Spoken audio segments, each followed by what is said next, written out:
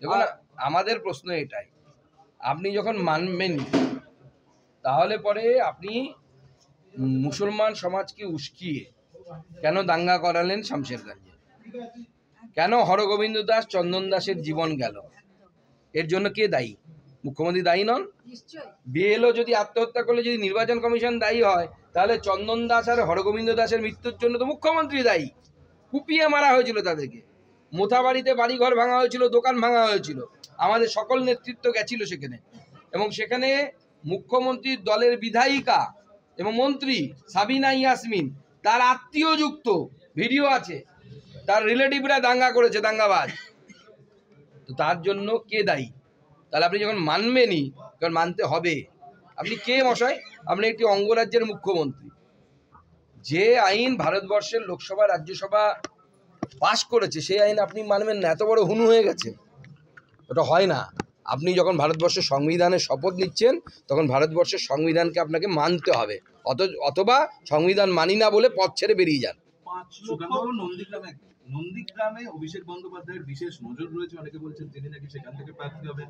এদিকে ভবানীপুরে শুভেন্দু অধিকারী, তার বিশেষ নজর, মানে এবারে কি শুভেন্দু অধিকারী ভবানীপুর আর অভিষেক বন্দ্যোপাধ্যায়? সেটা আমাদের দল ঠিক করবে, আমাদের দল যখন সময় আসবে ঠিক করবে। তবে এবার আমরা মাননীয় মুখ্যমন্ত্রী যেখানেই দাঁড়াবেন সেখানেই হারাবো। মানে ভবানীপুর ছেড়ে অন্য কোথাও যান, যে আসুন না, সেখানে লোক দাঁড় করাবো। এখন যদি ফলতাতে গেলেও হারিয়ে দেওয়া যাবে। এখন যদি এমন জায়গায় যায়, রাহুল গান্ধী যেরকম কেরলে পালিয়েছেন, যে গিয়ে যেখানে লুঙ্গি বাহিনী বেশি আছে, তাহলে হয়তো জিতে যাবেন বাই চান্স। 5 লক্ষ কণ্ঠে গীতা পাঠে মুখ্যমন্ত্রীকে আমন্ত্রণ জানানো হয়েছে, কিন্তু এখনো পর্যন্ত কোনো রিপ্লাই বা রেসপন্স নেই। মুখ্যমন্ত্রী আসবেন কি করে? উনি তো রেড রোডের নামাজে যান, ওখানে আসতে পারেন নাকি? হয়ে গেছে।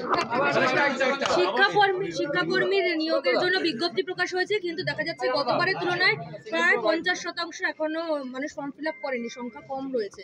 তাহলে অনীহা শিক্ষা দেখুন, এই পরীক্ষার ব্যবস্থার প্রতি কারো কোনো বিশ্বাস আছে বলে আমার মনে হয় না।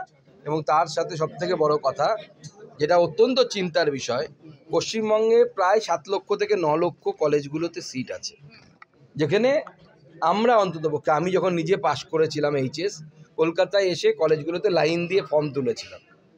এখন সেই কলেজগুলোর গোটা পশ্চিমবঙ্গে 50% সিট ফাঁকা, কেউ ভর্তি হচ্ছে না অনার্স পড়তে।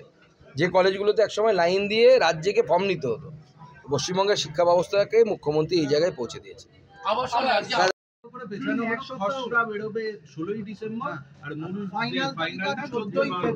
দেখুন, যে কোনো পদ্ধতিতে নির্বাচন কমিশন হোক বা যে অন্য কেউ হোক, যখন একটা কাজ হয়, সেই কাজ যখন চলতে থাকে, চলার পর বা ইমপ্লিমেন্ট হওয়ার পর তার অ্যাসেসমেন্ট হয়। সেই অ্যাসেসমেন্ট অনুসারে নির্বাচন কমিশন তার পদক্ষেপ নেবে, এটাই তো স্বাভাবিক। সেই জন্য যারা চাপের কথা মনে করছেন তাদেরকে আমি এটাই বলবো, জীবন অমূল্য, চাপের কোনো বিষয় নেই, আপনি যতটুকু পারবেন ততটুকু করবেন। কিন্তু অদ্ভুত দেখা যাচ্ছে, যেমন একজন মহিলার অভিযোগ উঠলো যে তিনি নাকি সুসাইড করেছেন, পরে দেখা গেল তিনি কন্ট্রাকচুয়াল কর্মী ছিলেন। তো আপনি কন্ট্রাকচুয়াল কর্মীদেরকে যদি কাজ দেন, তাহলে পরে তো তারা চাপে পড়বেই, কারণ তো তাদের কন্ট্রাকচুয়াল যে জবের নিয়ম অনুসারে তাদের কাজ অল্প হওয়ার কথা। তো চাপ, তাদের তো অভ্যেস নেই চাপ সামলানো। অথচ একজন বিশেষভাবে সক্ষম দিব্যাঙ্গজন যাদেরকে বলি, সেই রকমের ক্যান্ডিডেট বিএলও, তিনি কমপ্লিট করে নিচ্ছেন।